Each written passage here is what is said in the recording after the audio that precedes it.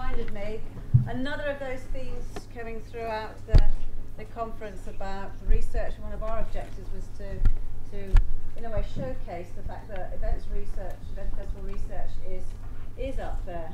I mean, one of the issues is in the UK, our ABS ranking.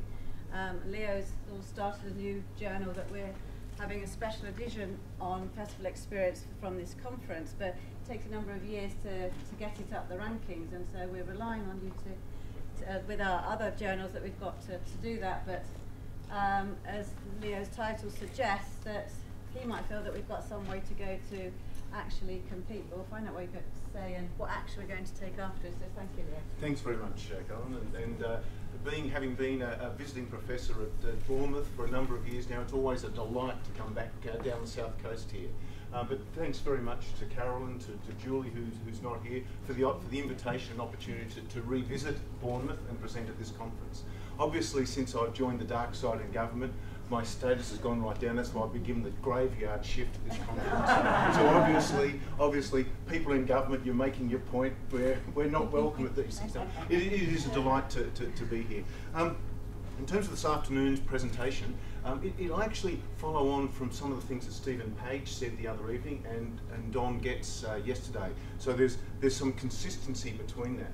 A number of things we'll be talking about have a negative dimension to them. I think there are things that we need to do a lot better in the event research area, but finishing with some positive in terms of the opportunities that sit before us.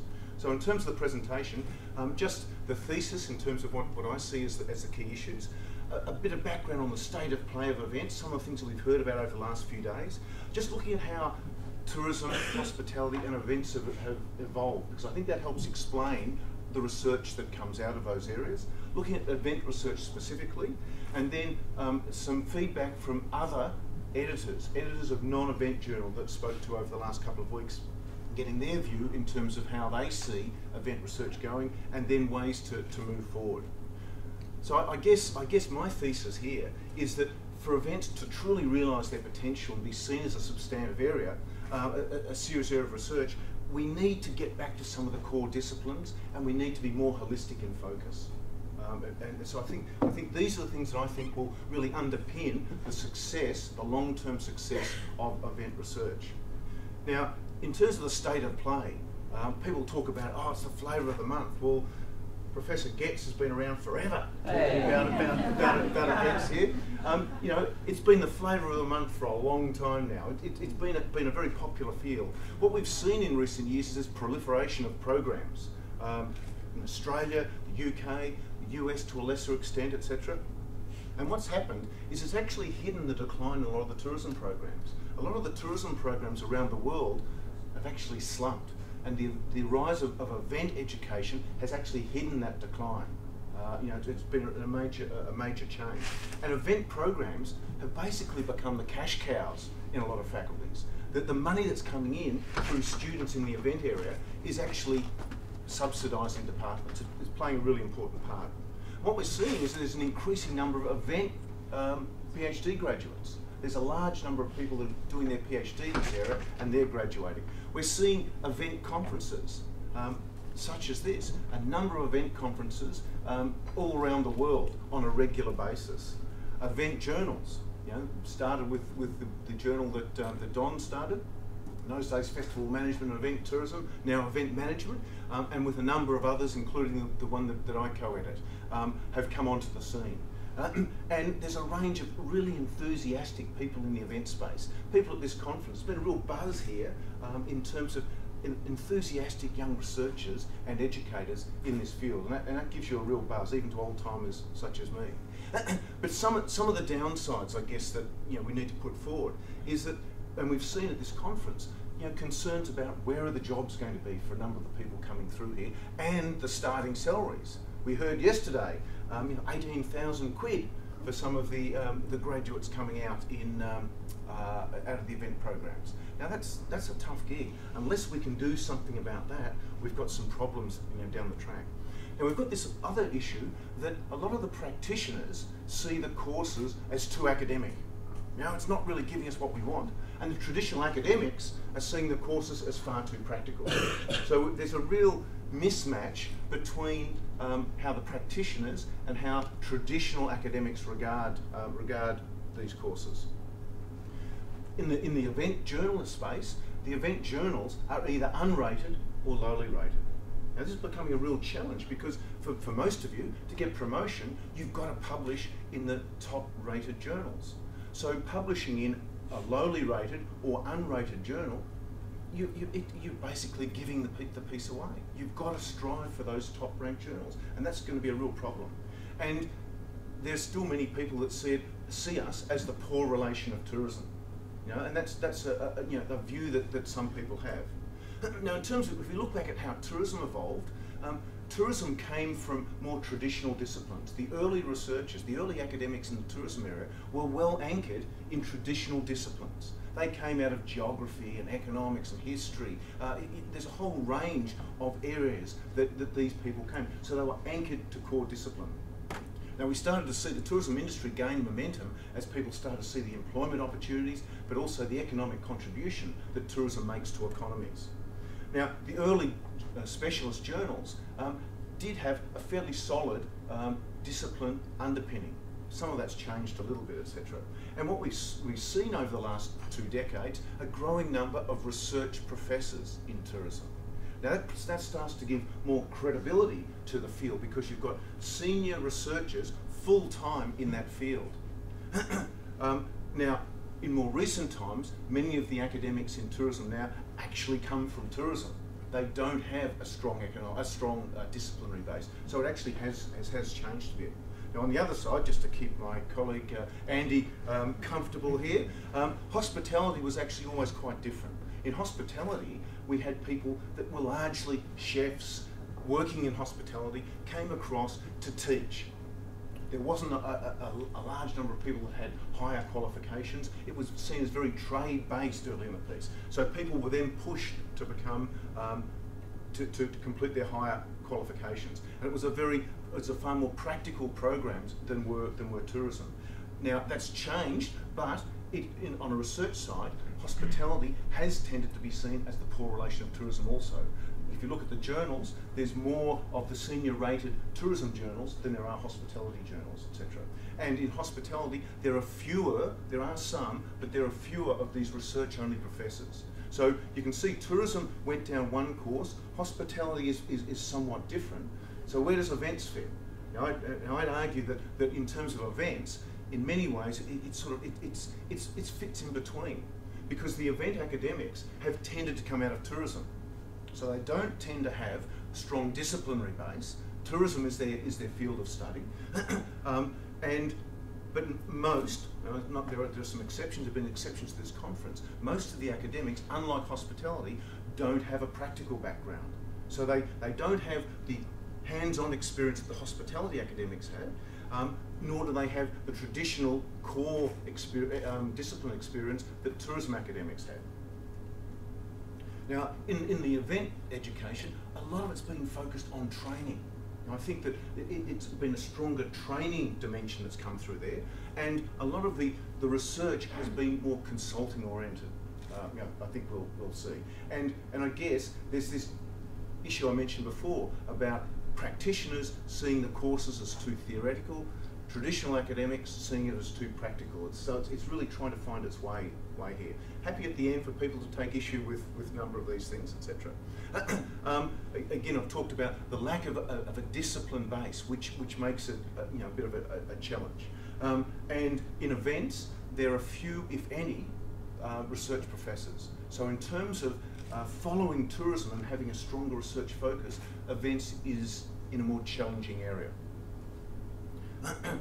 The people that are in this field tend to come from 2 areas. Either the management discipline, business faculties, many of the courses here are run out of business faculties, and on the other side with the research is actually coming out of the arts faculties, cultural studies. There's a lot of material comes out of there. And people in that field tend to be more solidly linked to a core discipline, unlike the people in the business area.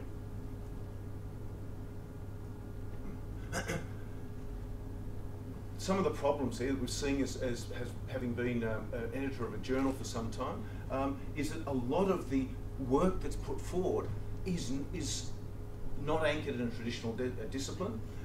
It largely references other event literature. So it's not going, for example, if it's in a marketing field, it's not going back to core marketing, it's looking at other tourism marketing, looking at other event marketing. So it's not going back to the core area, and I think that's one of the big problems. And a lot of it, and I guess I've been guilty of this, has been geared towards the economic evaluation, visitor satisfaction at single events. So we haven't seen it step forward in the same way. It's too much tied to specific events. Don made the comment in his presentation yesterday about the need to look across events. Stephen Page also made that comment about not being tied to specific events, but trying to weave it together, see what the global trends are, what's happening overall, etc. And model development, and again, it sounds like I'm a gets groupie with these comments, throw away to Don, but in terms of the presentation, where you're looking at sort of theory development, looking at model development. Now, for much of the work across the event area, that's not tending to happen. And so, and for us to be treated seriously, we need to be doing a lot more of that. It's critical if we're to gain credibility longer term. Now, I'll flick through this because if we have a little bit of discussion at the end. Judith Mayer and Michelle Whitford published an article recently that's just looked at some of the key areas, the key stages of event research and the things that are being looked at the moment. I'm just going to skim through those at the moment. Now, what I did last week is, so that it was not just the world according to Jago, I actually went back to a range of non-event journal editors, including Annals, Tourism Management, JTR, to ask them the three questions there. How do they regard event research? How do they see the material that's being submitted to their journal? And how do they see the field evolving? So that, and what I'm reporting here now are their comments, not mine, although I think that they stack pretty much with the comments I've made already. In terms of the positives, sort of saying, hey, it's evolving. It's generally competent. I mean, that's sort of a little bit of almost a bit of a put down, etc. Becoming more sophisticated. So it's showing some evolution. So it's on the approved, and it's sort of saying that the cultural work is much stronger than the stuff coming out of management and business faculties. So it's that cultural dimension that we're seeing as stronger, and that it's carved out an interesting niche for itself. On the negatives, again, no great surprises, and these are consistent with what we've seen on the journal side. Is that too much on economic impact studies? Now, these a few years ago, yeah, they made some sort of contribution, but now a lot of them are just doing the same thing at a different event. That's not really adding much new to knowledge, etc. Structural equation modelling has been seen now as, wow, let's do a structural equation model on everything. There's again, these are comments coming back from these editors saying there's too much that's doing the same thing. It's just become very quantitative. It's not really adding much value. A lot of the sampling that's done underpinning the studies has been seen as pretty poor, convenient sampling. So not seen as strong in terms of methodology. And surprised that there's not much going on to the destination strategy. Perhaps this is the event tourism work that Don was talking about. So in terms of moving forward, and I think that there are huge opportunities here. I think we do need to think about how to do it differently, etc. But I think it's critical that we, as researchers, do make more effort to go back to some of the core disciplines. If we're doing something in the marketing space, don't just refer to other event marketing or tourism marketing journals. Go back to marketing itself. Make sure that we're looking at what's happening in those core disciplines. Not just doing specific events. Okay, testing out, but a collection of events. What do you show more generally? You can use a single event to show that, but not just, here's another study on Glastonbury. Here's another, that's not doing much. So we need to start thinking about the field more generally, not just a specific event. We need to be starting to think about the theory and model development. Again, as was discussed yesterday, if we're to be seen as a serious field of research. The other issue it's a real problem, again, as an editor of an event journal, is that we do need to get some event material into the mains to be seen as credible in the mainstream as well. Now, it's a hard balance. How do you work out, how do you make sure that the event-specific journals survive if we're putting material into some of those other fields? But I think it is important. And I think we need to actually look at trying to attract core researchers from other fields to use events as an application for their research. In the old days, when I was with the Sustainable Tourism Cooperative Research Centre in Australia, when we were trying to build the research credibility of tourism in Australia, what we did is we went to engineers, economists, geographers, and asked them to come and, through the CRC, to use tourism as an application for their research. Not to become tourism researchers, but to bring their expertise and focus it on some tourism-related projects. So what we did is we increased the research capacity and the depth of expertise that was being brought to the table. And it was very, very successful. And I think that there's the opportunity to do the same thing in the event space. I think it's critical that we ultimately have some research only, or more, because there are some, research only positions in events. If we're to develop this field in terms of research, we need to have some people that have got full-time space in that area. I think that's critical that we sort of move down that path. Now, in the events programs, many staff have got very high teaching loads, and so their ability to actually be doing a lot of research is more limited. So if we can end up having some centres around that have researchers, full-time, particularly senior researchers in the event space, I think that would be a real asset. The other thing that we've kicked around a number of people about the opportunity for potentially some sort of academy in the event space, focusing on the research dimension.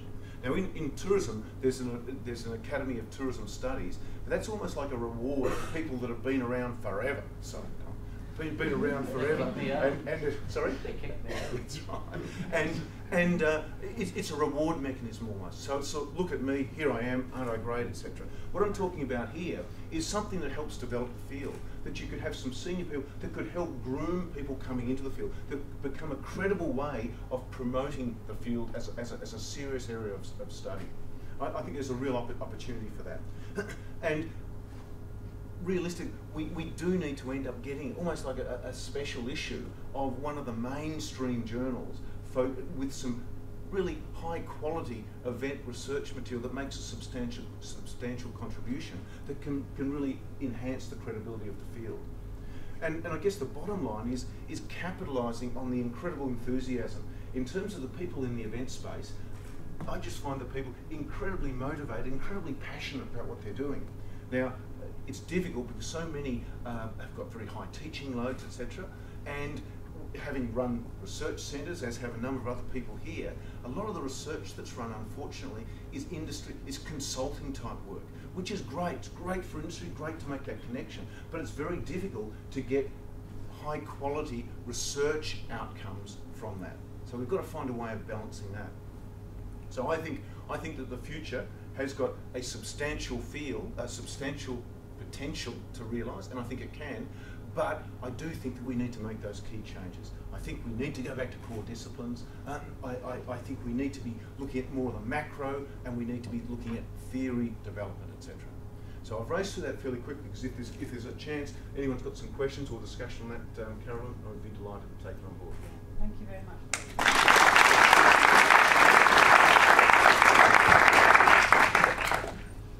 We do, and we need some agreement really for action.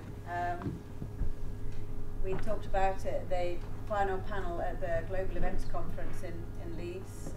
We've seen the sort of initial setting up of the Research Academy, which we discussed at the AMI AGM meeting this morning in terms of how we go forward with that. But we've got a bigger audience now in terms of people's commitment, ideas, issues that they want to raise, or questions they'd like to ask. Anybody? Yes, Richard. This issue about journals that you raised in terms of the current ones being low ranked, and I know we're all under pressure to support high ranked journals, but surely if you don't support the journals with your own space, within your own space, it's a double-edged sword, surely. In terms of what can we do to actually encourage people to submit within the events area as well? Yeah, it's a really difficult issue. We thought initially, with the new journals coming on stream, they've come on stream at the same time that there's an obsession now with the quality of research outputs, which makes it really difficult. And we thought that amongst our advisory board, hey, there's quite a number of professors there, we can encourage them to present their material to these journals because they've already made it, etc. But now even senior professors are being asked to mentor other staff and to co-publish with them. And so they then have to make sure that the material that they are working with more junior colleagues go into the highest ranked journals. But in terms of a credible mass, we have to make sure that we've got some event journals that have got good material. Because if you're going to research, if you're going to go to, you need to go to an area where you know there's a collective of event material. And so it's a really tough one. What we're seeing is that all of them are moving forward, but it's difficult to move up that rating system. It takes a long time, and it's really not easy. And the other issue that we're seeing is that a number of the senior, the highest quality journals are self-referencing. So they're deliberately self-citation, and that's making it even harder. So what we've got to do as a collective, if you're going to be in this game, you've got to play it. And so we need to make sure that we are citing each other's work as well. It's the only way we're actually going to get some of this material to go forward. Now that works against going back to just the core disciplines, but I think we need to compete with those fields.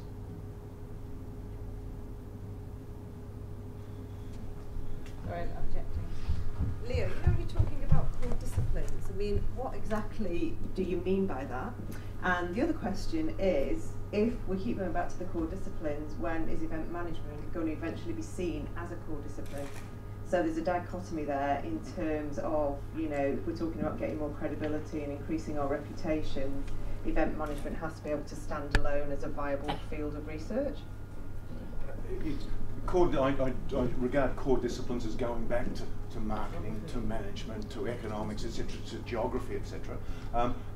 Event management is never going to be a discipline, like tourism is never going to be a discipline. It can be a serious field of studies. But what we can't afford to do is I've been to some conferences in the tourism marketing space where the marketers turn around and say, hey, you guys are talking about things that we did 10 years ago. You're presenting it as new material. We were doing that 10 years ago. And that's where we come unstuck. So that's why we've got to make sure initially that we do much more in terms of monitoring what's happening in those core spaces, making sure that that's informing the research that we do and being published. And then as you're doing that, even citing each other, it's going to be more advanced than being undone because, hey, we were doing that in 1990. And it's a real barb when you get that. And that's the criticism that is levelled at us.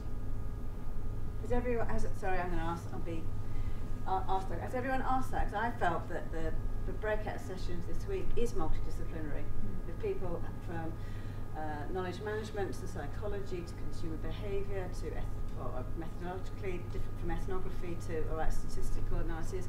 Ivana's doing work in the events festival area that's at the cutting edge of marketing, and the marketers are really looking at what she's doing. So sometimes perhaps we do undersell, or we're playing catch up with what you're arguing.